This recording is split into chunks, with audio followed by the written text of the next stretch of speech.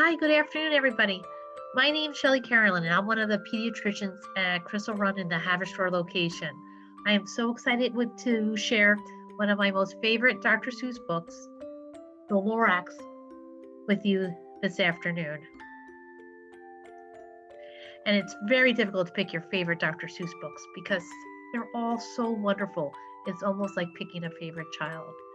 Now, parents, the most important thing you could do for your children is to read to them every day.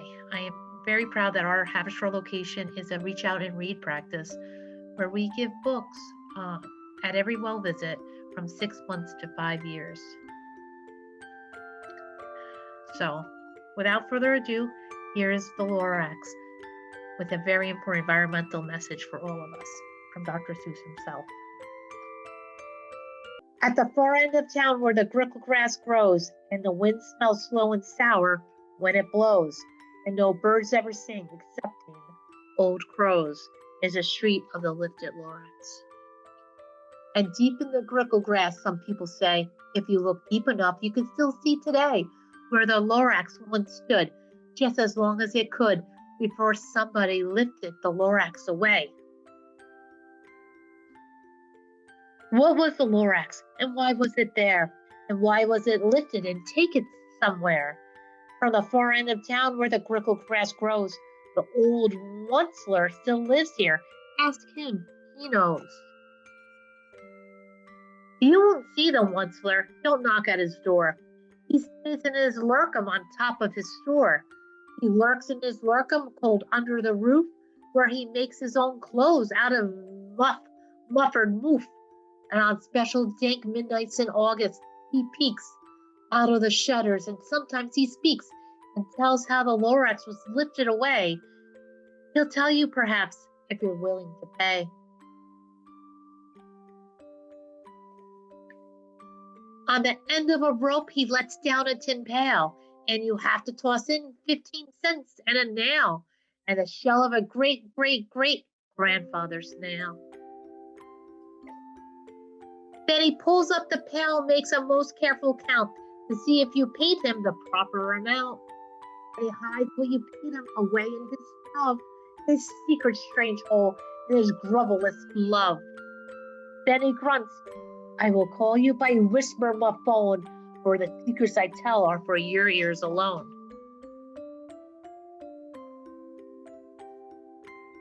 Slop, down slops the whisper my phone to your ear, and the old Onceler's whispers are not very clear, since they have to come down through a snurgly hose, and he sounds as if he had smallish bees up his nose. Now I'll tell you, he says with his teeth sounding gray, how the Lorax got lifted and taken away. It all started way back, such a long, long time back. Way back in the days when the grass was still green and the pond was still wet, the clouds were still clean, and the song of the Swirly Swans rang out in space. One morning I came to this glorious place. I first saw the trees, the truffula trees, the bright-colored tufts of the truffula trees, mile after mile in the fresh morning breeze. And under the trees I saw brown barbaloots frisking about in their barbaloot suits, and they played in the shade and ate truffula fruits. From the rippleless pond came the humble sound of the humming fish humming while splashing around.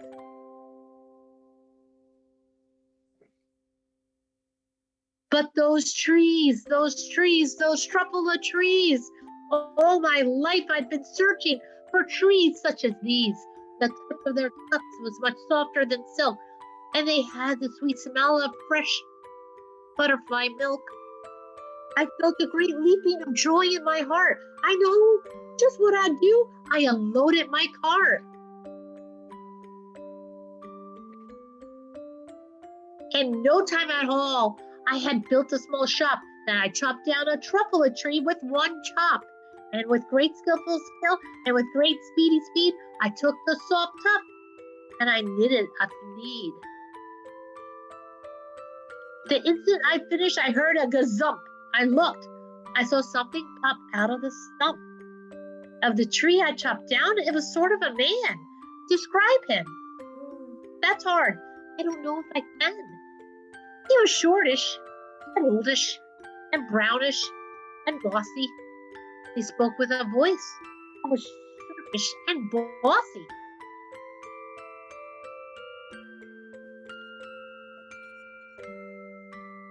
Mister, he said with a sawdusty sneeze, I am the Lorax. I speak for the trees. I speak for the trees have no lungs.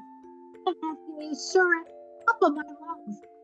He was very upset as he shouted and what's that thing you made out of my couple of cups? Look, Lorax, I said, there's no cause for alarm. I chopped just one tree. I am doing no harm. I'm being quite useful. This thing is a need. A need to find something that all people need. It's a shirt, it's a sock, it's a glove, it's a hat. But has other uses. Yes, far beyond that. You can use it for carpets, for pillows, for sheets or curtains, or covers for bicycle seats. The Lorax said, sir, you are crazy with greed. There's no one on earth who would buy that fool's need.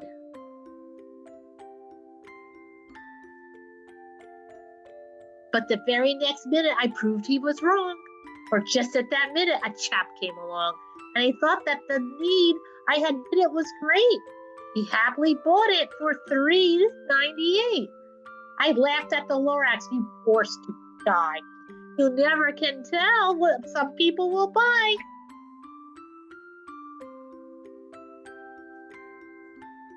I repeat, cried the Lorax, I speak for the trees. Busy, I told him, shut up if you please. I rushed across the room in no time at all with the radio phone. Put in a quick call. I called all my brothers and uncles and aunts, and I said, listen here, here's a wonderful chance for the whole Wutzler family to get mighty rich. Get over here fast, take the road to North Ditch, turn left at Weehawken, jump right at South Stitch. And in no time at all, in the factory I built, the whole Wutzler family was working full tilt. We were all knitting needs, just as busy as bees to the sound of the chopping of truffle trees. Then, oh baby oh, how my business did grow. Now chopping one tree at a time was too slow. So I quickly invented a super attacker, which whacked off 4 truffle trees at one smacker. We were making seeds 4 times as fast as before. And that Lorax, he didn't show up anymore. But the next week he knocked on the new office door. He snapped, I'm the Lorax who speaks for the trees, which you seem to be chopping as fast as you please. But I'm also in charge of the brown barbaloots, who played in the shade of in their barbaloot suits and happily lived eating truffle of fruits. Now, thanks to your hacking my trees to the ground, there's not enough truffle of fruit to go round, and my poor barbaloots are all getting their crummies because they have gas and no food in their tummies. They love living there, but I can't let them stay. We'll have to find food, and I hope that they may. Good luck, boys, he cried, and he sent them away. I, the Wutzler, felt sad as I watched them all go, but business is business, and business must grow, regardless of crummies and tummies, you know.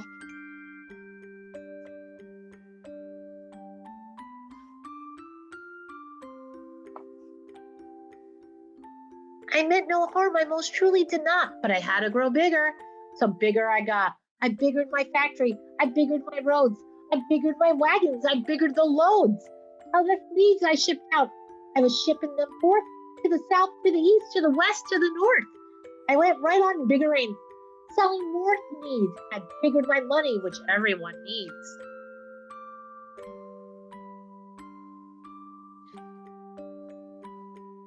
Then again he came back. I was fixing some pipes when that old nuisance Lorax came back with more gripes.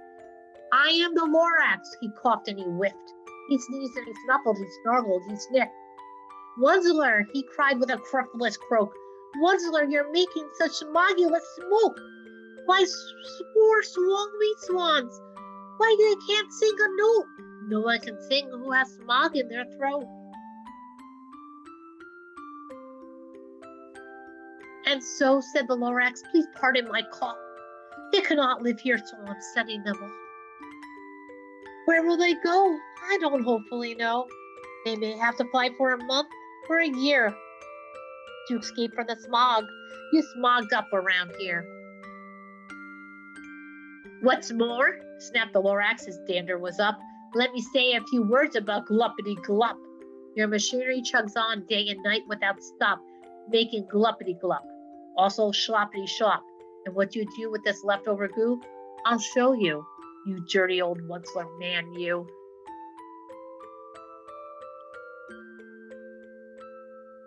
You're glumping the pond where the humming fish hummed. No more can they hum, for their gills are all gummed.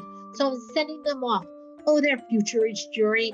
They'll walk on their fins and get woefully weary in search of some water that isn't so smeary. And then I got mad. I got terribly mad. I yelled at the Lorax, now listen here, Dad. All you do is yap, yap, and say bad, bad, bad, bad. Well, I have a right, sir, and I'm telling you, I intend to go on doing just what I do. And for your information, you Lorax, I'm biggering, and biggering, and biggering, and biggering, turning more truffle trees into needs, which everyone needs.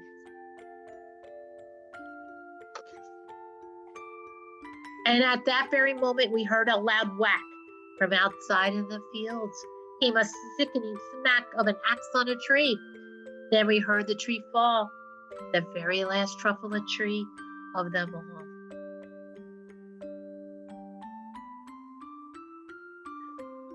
No more trees, no more needs, no more work to be done. So in no time, my uncles and aunts, everyone, all waved me goodbye. They jumped into my cars and drove away under the smoke-smothered stars. Now all that was left beneath the bad-smelling sky was my big empty factory, the Lorax and I.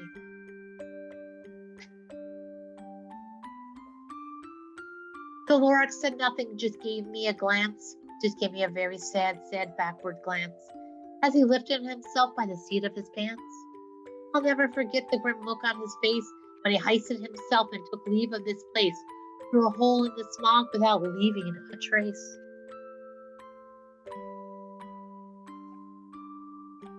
And all that Lorax left here in this mess was the small pile of rocks with the one word, unless. Whatever that meant, well, I just couldn't guess. That was a long ago. But every day since that day, I've sat here and worried away. Through the years, while my buildings have fallen apart, I've worried about it with all of my heart.